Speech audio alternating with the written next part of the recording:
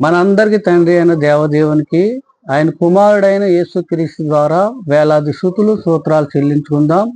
ఇప్పుడు వచ్చిన మీ అందరికీ ప్రభు అయిన యేసుక్రీస్తు నామంలో నా వందనాలు.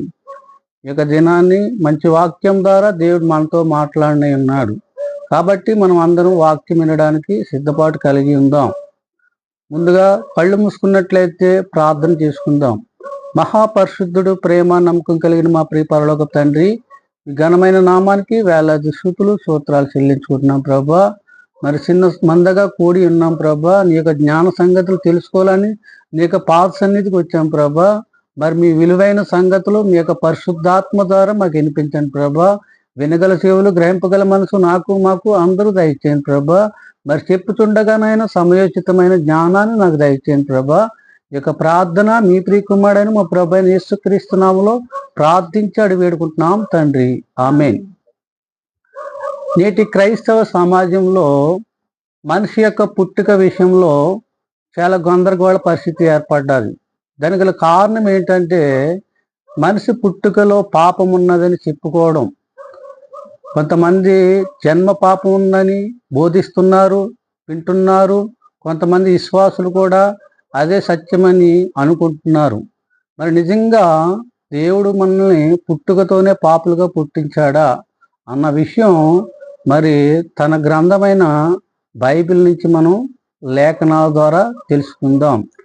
మొట్టమొదటిగా ఎఫెసీయులు రాసిన పత్రిక 1వ అధ్యాయము 4 నుండి 6 వచనాలు చదువుకుందాం.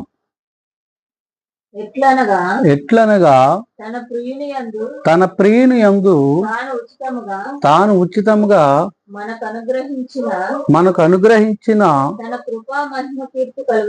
తన కృపా మహిమకు కీర్తి కలిగినట్లు తన చిత్త ప్రకారమైన దయా సంకల్పం చెప్పున యేసుక్రీస్తు ద్వారా తనకు కుమారులనుగా స్వీకరించుటకై మనలను ముందుగా తన కోసము నిర్ణయించుకొని మనము తన ఎదుట పరిశుద్ధులమును నిర్దోషులమునై ఉండవలెనని జగత్తు పునాది వేయబడక మునిపే ప్రేమ చేత ఆయన క్రీస్తులో మనలను ఏర్పరచుకొనెను. చదువుకున్న వాక్య భాగం మనం గమనించినట్లయితే దేవుని యొక్క అనాది సంకల్పంలో మనం పుట్టాలని ఆయన యొక్క చిత్తమై ఉన్నది. దేవునికి అనాది కాలంలోనే ఆయనకి పిల్లలు కావాలని కోరిక కలిగినది. ఆ కోరిక నిమిత్తము మొదటగా ఏం చేశాడంటే మనుషులమైన మనకి ముందుగా మనకి ఏది అవసరమో సృష్టి యావత్తును కలగజేశాడు. ఆ సృష్టిలో మనకు అవసరమైన ప్రతి పదార్థాన్ని ముందుగా కలిగించాడు. కలిగించిన తర్వాత మనలను పుట్టించాడు. ఆ పుట్టుకలో మనము క్రీస్తు ఎదుట, ఆయన కుమారుడైన యేసుక్రీస్తు ఎదుట పరిశుద్ధులమును నిర్దోషముగా ఉండవాలని జగత్తు పునాది వేయబడక మునిపే దేవుని యొక్క సంకల్పం. ఆ సంకల్పానుసారంగానే ఈనాడు భూమి మీద అనేక మానవులు పుట్టుకొస్తున్నారు. దీనికి గల కారణం ఏంటంటే ఆదికాండము 1వ అధ్యాయము 27, 28 చదువుకుందాం. ఆదికాండము 1వ అధ్యాయము 27, 28 చదువుకుందాం. దేవుడు తన స్వరూపమందు నరుని సృజించెను, పురుషునిగాను వారిని సృజించెను. దేవుడు వారిని ఆశీర్వదించెను. ఎట్లనగా మీరు ఫలించి అభివృద్ధి పొంది విస్తరించి భూమిని నిండించి దానిని లోపరుచుకొనుడి. చాలు. చదువుకున్న వాక్య భావనలు ఏంటంటే మరి దేవుని యొక్క అనాది సంకల్పం చెప్పున మొదటగా ఆదామును చేశాడు. ఆదాము నుండి స్త్రీని కూడా నిర్మాణం చేశాడు. అలాగా వారిరువురిని మొదట్లో ఆదిలో సృష్టించాడు. వారి ద్వారానే సమస్త మానవాళి రావాలని దేవుని యొక్క ఉద్దేశం. అందు నిమిత్తమే వారిని ఆశీర్వదించాడు. ఏ విధంగా ఆశీర్వదించాడంటే, మీరు విస్తరించి అభివృద్ధి పొంది భూమిని నిందించాలి. నిందించాలంటే అనేక మంది పిల్లలు మీ ద్వారా భూమిని నిందించాలి. ఇది దేవుని యొక్క ఆశీర్వాదం. మరి చాలా మంది దీన్ని గమనించుకోగా ఆదాము అవ్వ కలయిక పాపం అనుకుంటున్నారు. ఆ కలయిక ద్వారా పాపుగా పుట్టామని భావంలో ఉంటున్నారు. కానీ తప్పది. ఎందుకంటే ఈ ఆశీర్వాదం వచనం పలికే సమయానికి మరి ఆదాము పాపం చేసినట్టుగా లేదు. అందును బట్టి మరి ముందుగానే దేవుడు ఆశీర్వదించేశాడు. మరొక మాట చదువుకుందాం, చూడండి. ఆదికాండము 8వ అధ్యాయము 21వ వచనం. ఆదికాండము 8వ అధ్యాయము 21వ వచనం. అప్పుడు యెహోవా ఇక మీదట నరులను బట్టి భూమిని మరలా శపించును. ఎందుకనగా నరుల హృదయాలోచన వారి బాల్యము నుండి చెడ్డది. నేనెప్పుడు చేసిన ప్రకారము ఇకను సమస్త జీవులను సంహరింపను. చాలు. చదువుకున్న వాక్యంలో కూడా నరుని హృదయము బాల్యం నుండి చెడ్డదని వాక్యం రాయబడింది. దీనిని బట్టి చాలా మంది ఏంటంటే, అదిగో మరి బాల్యం నుండే నరుని హృదయము చెడ్డదని చెప్పాడు కదా, అందుకే పుట్టుకలో పాపం ఉన్నదని చాలా మంది భావించుతున్నారు. దాన్ని ముందుగా మనం దాని యొక్క వివరణలోకి వెళ్దాము. ఎందుకంటే పసిపిల్లవాడిగా ఉన్నప్పుడు అది పుట్టుకలో పాపం లేదు. కానీ బాల్య దశకు వచ్చినప్పుడు నరుని హృదయము పాపంతో నిండిపోయింది. అందును బట్టి ఇక్కడ బాల్యం నుండి చెడ్డది అన్నాడు. మరొక మాట చదువుకున్నట్లయితే ఈ క్రమంలో ఏమైందంటే, జనం విస్తరించే కొలది మరి దేవునికి అవిధేయులుగా మారిపోయారు. దేవునికి అవిధేయులుగా మారిపోయి ఇశ్రాయేలులు మరి దేవుని పట్ల మరి పాపం కలిగి జీవించినట్లుగా మనం చూస్తున్నాం. అందును బట్టి ఈ యొక్క తల్లిదండ్రులు చేసిన పాపము కుమారుల మీద 3-4 తరములు ఆ శాపము మరి దేవుడు వారికి పెట్టాడు. అది ఎక్కడ రాయబడిందంటే, నిర్గమకాండము 34వ అధ్యాయము 7వ వచనం చదువుకున్నట్లయితే అక్కడ రాయబడింది. నిర్గమకాండము 1000 మందికి కృపను చూపుతూ దోషమును అపరాధమును పాపమును ఆయన ఏమాత్రమును దోషులను నిర్దోషులుగా ఎంచగా 3-4 తరముల వరకు తండ్రుల దోషమును కుమారుల మీదకిని కుమారుల మీదకిని రప్పించినని ప్రకటించాను. ఈ వాక్యం చదువుకున్నా కూడా అదిగో మరి తల్లిదండ్రులు చేసిన మరి పాపం బట్టి కుమారుడికి శాపం వచ్చింది కదా అని, మరి దీనిని బట్టే మన పుట్టుకలో పాపం ఉన్నదని చాలా మంది భావించుకుంటున్నారు. కానీ మరి ఇదే విషయాన్ని మనం ముందుగా చదువుకున్నట్లయితే మరొక సందర్భంలో ఈ వాక్యం రాయబడింది. ఈ యొక్క పాపం అనేది కొంతవరకే వారి యొక్క తల్లిదండ్రుల దోషము పిల్లలకు సంభవించింది. మరి తర్వాత యెహెజ్కేలు గ్రంథానికి వచ్చేటప్పటికి అది కొట్టివేయబడింది. ఆ శాపమును కొట్టివేయబడింది. యెహెజ్కేలు గ్రంథానికి వచ్చేటప్పటికి తండ్రి దోషము తండ్రులకే, కుమారుల దోషము కుమారులకే. ఎవరు పాపం చేస్తే వారే శిక్షార్హులని మరి ఈ యొక్క యెహెజ్కేలు గ్రంథం ద్వారా రాయబడింది. ఆ మాట ఎక్కడుందంటే, యెహెజ్కేలు గ్రంథము 18:20 వచనం. 18:20 పాపము చేయువాడే మరణము నొందును.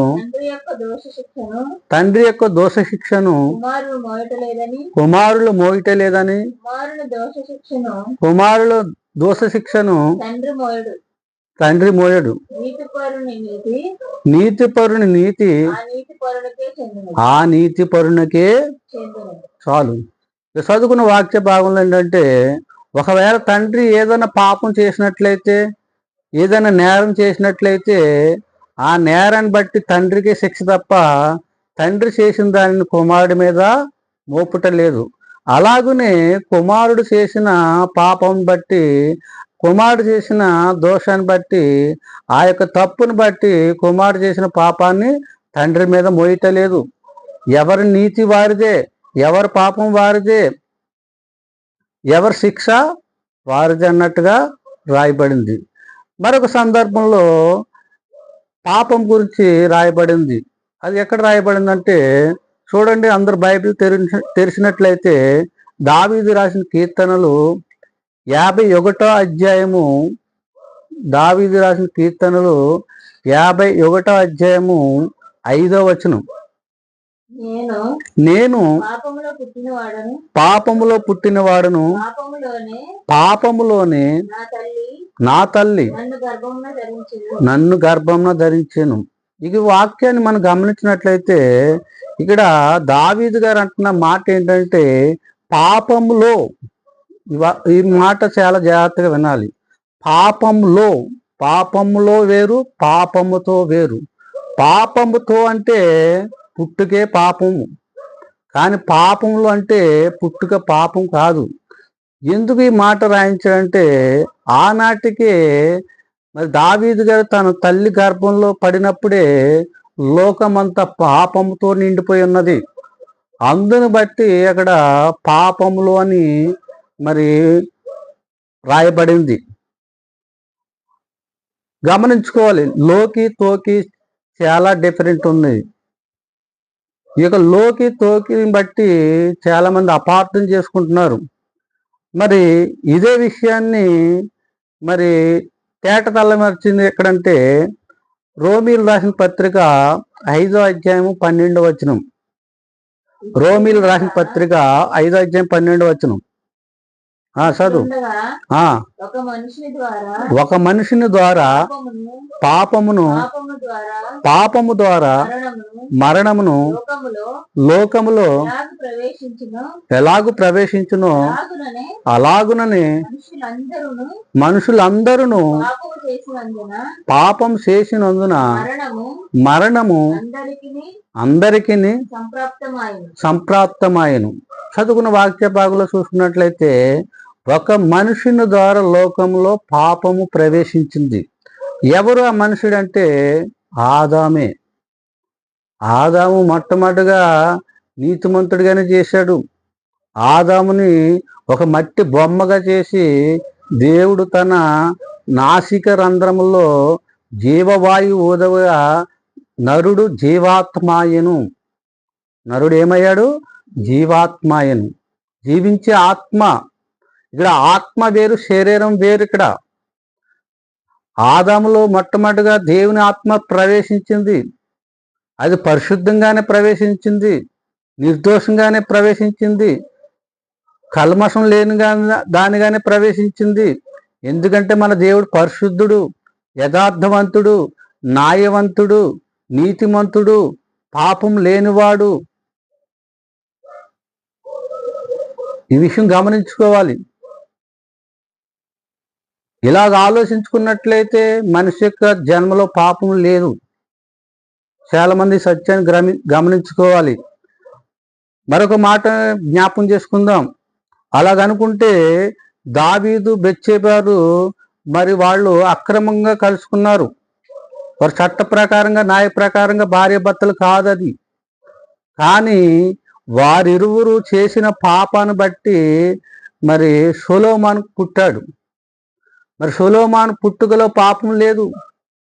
దావీదు బెత్షెబే వారు చేశారు పాపం తప్ప, మరి ఆ పాపాన్ని బట్టి మరి సొలొమోను పాపిగా పుట్టలేదు. సొలొమోను దేవుడు ఆశీర్వదించాడు. చాలా జ్ఞానవంతుడు. సొలొమోనుకున్న ధన్యత ఏంటంటే, సొలొమోనుకున్న ఆధిక్యత ఏంటంటే, దేవుని యొక్క ఆలయము సొలొమోను ద్వారా కట్టబడింది. దేవుడు అంత ఆధిక్యతను సొలొమోనుకి ఇచ్చాడు. కానీ సొలొమోను ఎలా పుట్టాడు? వ్యభిచారం వల్ల పుట్టాడు. కానీ ఆయన పుట్టుకలో పాపం లేదు. మరి ఆ పాపం ఎవరిది? దావీదుది, బెత్షెబది. ఇక్కడ కూడా మనం ఆలోచించినట్లయితే పుట్టుకలో పాపం లేనట్టుగానే కనపడుతుంది. మరొక వాక్యం చదువుకుందాం. యోబు గ్రంథము 14వ అధ్యాయము 4వ వచనం. చూడండి, అందరు బైబిల్ తెలిసినట్లయితే యోబు గ్రంథము 14వ అధ్యాయము 4వ వచనం. పాప సహితునిలో నుండి పాపరహితుడు పుట్టగలిగిన ఎంత మేలు, అలాగున ఎవడును పుట్టలేదు. ఈ వాక్యం మనం చదువుకున్నట్లయితే మరి ఇక్కడ పాప సహితుడు అంటే పాపం చేసినవాడు. పాప సహితుడు అంటే పాపం చేసినవాడు. ఆ పాపం చేసిన వాడిలో నుండి పాపరహితుడు పుట్టనేల. ఒకవేళ అలా పుడితే ఎంత మేలు అన్నాడు. మరి వాక్యము ఎక్కడన్నా నెరవేరిందా? ఈ వాక్యాన్ని బట్టి మరి మనిషి పుట్టుక పాపి అన్నట్టుగానే అర్థమవుతుంది, కానీ వాస్తవం అది కాదు. మరి పాపం చేసిన వారిలోండి పాపరహితుడు పుట్టడం అంటే ఇందాక మనం చదువుకున్నాం, దావీదు, బెత్షెబలు వారు పాపం చేశారు, కానీ వారి వల్ల పుట్టిన సొలొమోను పాపిగా పుట్టలేదు. గమనించుకోవాలి. మరొక మాట చదువుకుందాం, చూడండి. రోమీయులు రాసిన పత్రిక 5వ అధ్యాయము 14వ వచనం. రోమీయులు రాసిన పత్రిక 5వ అధ్యాయము 14వ వచనం. అయినను ఆదాము చేసిన పాపము చేయని వారి మీద కూడా ఆదాము మొదలుకొని మోషే వరకు మరణమేలను. ఇక చదువుకున్న వాక్య భాగంలో ఏంటంటే, పాపం చేయని వారు ఎవరు? వాళ్ళు ఈ లోకంలో పాపం చేయని వారు ఎవరైనా ఉన్నారా? ఒక మాట ఉన్నది, ఏ భేదము లేదు, అందరూ పాపం చేసి దేవుడు అనుగ్రహించి మహిమను పొందలేకపోతున్నారు. కానీ ఇక్కడ రాయబడిన మాట ఏంటి? పాపం చేయని వారు ఉన్నారని రాయబడింది కదా. ఎవరు ఆ పాపం చేయని వారు అన్నది మనం జాగ్రత్తగా ఆలోచించినట్లయితే ఎవరో కాదు, పసిపిల్లలే. పసిపిల్లలు పాపం చేయలేరు. వారి పుట్టుకలో పాపం లేదు. మరి ఈ విషయాన్ని బట్టి అయినా మనం ఆలోచించుకోవాలి. ఇక్కడ యోబు గారు మరి వివేచన జ్ఞానం లేకుండా మాట్లాడిన సందర్భం, ఆ మాట ఎక్కడ రాయబడిందంటే యోబు 42వ అధ్యాయంలో రాయబడి ఉంటది. యోబు గ్రంథము 42వ అధ్యాయంలో మరి అక్కడ రాయబడి ఉంటది.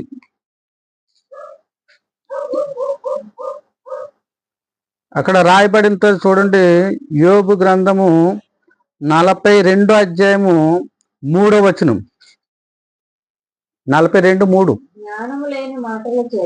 జ్ఞానము లేని మాటల చేత ఆలోచనను నిరర్ధకము చేయువారు వీడెవడు? అలాగున వివేచన లేని వాడినైనా నేను ఏమిని ఎరగక నా బుద్ధిని మించిన నా బుద్ధికి మించిన సంగతుల గురించి మాట్లాడింది. పైన ఏమన్నాడు? వివేచన జ్ఞానం లేని వాడనై అన్నాడు. ఈ మాట మరి యోబు గారు ఆ సందర్భంలో పలికిన మాటే తప్ప మరి పాప సహితునిలో నుండి పాపరహితుడు పుట్టినేలంటే చాలా మంది పుట్టారు. ఆ చాలా మంది ఎవరో కాదు, దాంట్లో నువ్వు నేను కూడా ఉన్నాము. ఎలాగా? మన పుట్టుకలో పాపం లేదు, మన పసి వయసులో పాపం చేయలేదు. మనం ఆ సందర్భాలకు ముందు తెలుసుకుంటాం. చూడండి, ప్రసంగి గ్రంథము 7వ అధ్యాయము 29వ వచనం. ప్రసంగి 7వ అధ్యాయము 29వ వచనం. ఇది ఆ, ఒకటి మాత్రము ఆ, నేను కనుగొంటిని. ఆ, ఏమనగా ఆ. దేవుడు నరులను యథార్థవంతులుగా పుట్టించెను గాని వారు వివిధమైన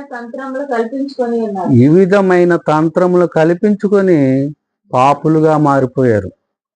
చూసారా, పైన చదువుకున్నాం కదా, దేవుడు నరులను యథార్థవంతులుగా పుట్టించానని దేవుడే అంటున్నాడు. దేవుడే అన్నప్పుడు మరలా నువ్వు నేను పాపినంటే దేవుణ్ణి వ్యతిరేకించిన వాడు అవుతావు, దేవుణ్ణి అబద్ధికుని చేసిన వాడిగా అవుతావు. ఇందుని బట్టే మరి లోకం మనల్ని ద్వేషిస్తుంది. మరి 5వ సహోదరులు ఏమంటారు తెలుసా? మేమైతే పాపంలో పుట్టలేదు బాబు, మీరే పాపంలో పుట్టారు, కాబట్టి మీకే యేసు రక్తం అవసరము, కాబట్టి యేసు మీ కొరకే వచ్చాడు, మీ కొరకే చనిపోయాడని ఇటువంటి అజ్ఞానపు మాటల వల్లనే వారి నోట నుంచి ఆ మాటలు వస్తున్నాయి. మనం గమనించుకోవాలి. ఏ భేదం లేదు, అందరు పాపం చేశారు. వారు అనుకోవచ్చేమో మేము పాపం చేయలేదని. ఆజ్ఞాతిక్రమమే పాపము, సకల దుర్నీతియే పాపము. ఇలా ఎన్నో పాపాలు లోకంలో నిండిపోయి ఉన్నది. మనుషుడు ఏదో ఒక పాపంతో పట్టబడి ఉన్నాడు. అందుకే అన్నాడు, ఏ భేదం లేదు, అందరు పాపం చేసి దేవుడు అనుగ్రహించి మహిమను పొందలేకున్నారు. కానీ ఇక్కడ పుట్టుకలో అయితే పాపం లేదు. పాపం చేసి పాపి అయ్యాడు తప్ప దాన్ని కర్మ పాపం అంటారు తప్ప జన్మ పాపం అనరు. ఈ విషయం ముందుగా ఆలోచించాలి. మరొక మాట చదువుకుందాం, చూడండి. కీర్తనల గ్రంథము 127 అధ్యాయము 3వ వచనం. కీర్తనల గ్రంథము 127 అధ్యాయము 3వ వచనం. యెహోవా అనుగ్రహించు స్వాస్థ్యము గర్భఫలము ఆయన ఇచ్చు బహుమానమే. ఈ వాక్యాన్ని బట్టి అయినా మనం అర్థం చేసుకోవాలి. గర్భఫలము యెహోవా ఇచ్చు బహుమానమే. ఈ ఆరుని నేల మీద ఎవరు పుట్టుకొస్తున్నా కానీ, వారు క్రైస్తవుడే కానీ, ముస్లిమే కానీ, హిందువే కానీ, ఎవరైనా కూడా ఆయన ఇచ్చు బహుమానమే. ఆయనే పుట్టిస్తున్నాడు. ఆ పుట్టుకలో పాపం లేదు, కానీ నువ్వు పాపమని భావించుకుంటున్నావు. నీకు ఆ జ్ఞానం లేకుండా పోయింది. ఇక్కడ దేవుడు నరులను యథార్థవంతులుగానే నీతిమంతులుగానే పుట్టించాడు. ఎందుకంటే మొదట్లో మనం చదువుకున్నాం కదా, ఎపిసీల రాశి పత్రికలో, క్రీస్తు ఎదుట మన పరిశుద్ధులుగా నిర్దోషులుగా ఉండవాలని జగత్తు పునాది వేయబడక మునిపే ఆయన నిర్ణయించుకున్నాడు. ఆ నిర్ణయం చెప్పిన దేవుడు నరులను యథార్థవంతులుగానే పుట్టించాడు. కానీ మనమే వివిధ తంత్రాలు కల్పించుకుని పాపులుగా మారిపోయాం. అంతే తప్ప దేవుడు మనల్ని పాపులుగా పుట్టించలేదు. చూడండి, మరో సందర్భం చదువుకుందాం. మత్తయి రాసిన సువార్త 18వ అధ్యాయము 1 నుంచి 5 వచనాలు. మత్తయి రాసిన సువార్త 18వ అధ్యాయము 1 నుంచి 5 వచనాలు. ఆ కాలమున శిష్యులు యేసునొద్దకు వచ్చి పరలోక రాజ్యంలో ఎవరు గొప్పవాడని అడుగగా ఆయన ఒక చిన్న బిడ్డను తన యొద్దకు పిలిచి వారి మధ్యన నిలవబెట్టి ఇట్లా, నేను మీరు మార్పు నొంది బిడ్డల వంటి వారైతేనే గాని పరలోక రాజ్యములో ప్రవేశింపరని మీతో నిశ్చయముగా చెప్పుచున్నాను అన్నాడు. చూసారా, ఒక పసిబిడ్డను పరలోక రాజ్యంలో ప్రవేశించే అర్హత ఉన్నది. ఎందుకు ఆ అర్హత ఉంది ఆయనకి? పిల్లవాడికి పాపం తెలియదు గనుక, పాపం లేదు గనుక, పాపం చేయలేదు గనుక, అందుకని పసిబిడ్డతో పోల్చాడు. పసిబిడ్డ వలె మనం ఉండాలని దేవుడు కోరుకుంటున్నాడు. ఎందుకంటే పసిపిల్లలకి పాపం అంటే తెలియదు. ఉదాహరణకి ఒక మాట చెప్తాను, చూడండి. మన ఇంటిలో చిన్న పిల్లవాడు బట్టలు లేకుండా తిరగగలడు. మన ఇంట్లో చిన్న పిల్లవాడు బట్టలు లేకుండా తిరగగలడు. ఎందుకంటే వాడికి తెలియదు, అయ్యో నేను దిగంబరుడని తెలియదు. ఎందుకంటే వాడికి ఇవ్వాల్సిన జ్ఞానం ఎప్పటికి రాలే. ఏది పాపము ఏది మరి అబద్ధం అన్నది తెలియదు ఆయనకి. కాబట్టి వాడు అలా తిరగలుగుతున్నాడు. ఒకవేళ ఆ చిన్నపిల్లగాడిని మనం కొట్టామనుకోండి, కొట్టిన 2-3 నిమిషాల తర్వాత ఒరే ఇదిగోరా చాక్లెట్, ఇదిగోరా బిస్కెట్ నీకోసమే తెచ్చానంటే వాడు చాలా సంతోషంగా చాలా హ్యాపీగా వచ్చేస్తాడు. అదే ఒక వయసుకు వచ్చిన కుర్రోడిని కానీ, ఒక వ్యక్తిని కానీ, ఒక పెద్ద మనిషిని కానీ మనం కొట్టామనుకోండి, వాడు ఎంత పగతో రగిలిపోతాడు, ఎంత కోపంతో రగిలిపోతాడు, ఎంత విద్వేషంతో రగిలిపోతాడు, ఎంత పగ పెంచుకుంటాడు, ప్రతీకారం తీర్చుకోవాలని చూస్తాడు. రాడు మన దగ్గరికి.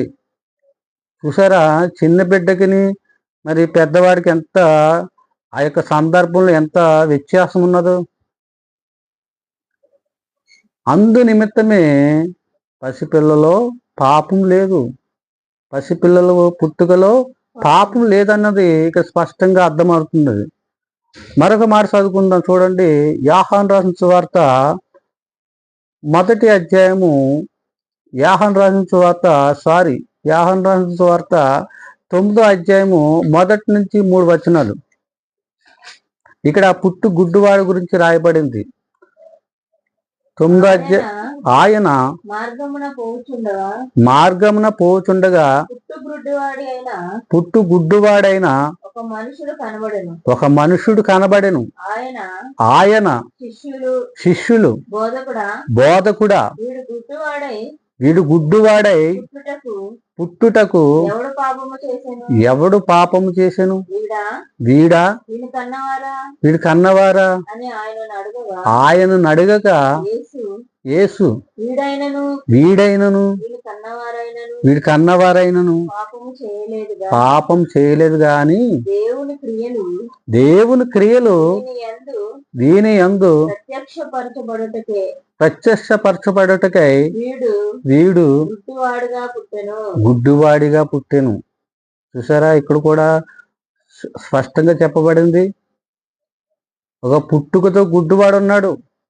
శిష్యులు ఆయన చూసి బోధకుడిని అడుగుతున్నారు, యేసుప్రభుని అడుగుతున్నారు, ప్రభువా మరి వీడు పుట్టుకతో గుడ్డివాడు, మాకు తెలుసు, మాకు మరి ఇలా పుట్టడానికి గల కారణం ఏంటి, వీడేమైనా పాపం చేశాడా, లేకపోతే వీళ్ళ తల్లిదండ్రులు ఏమైనా పాపం చేశారా అని యేసుప్రభుని అడిగినప్పుడు అక్కడ పుట్టుకలో పాపం లేదన్నది చాలా స్పష్టంగా చెప్పాడు.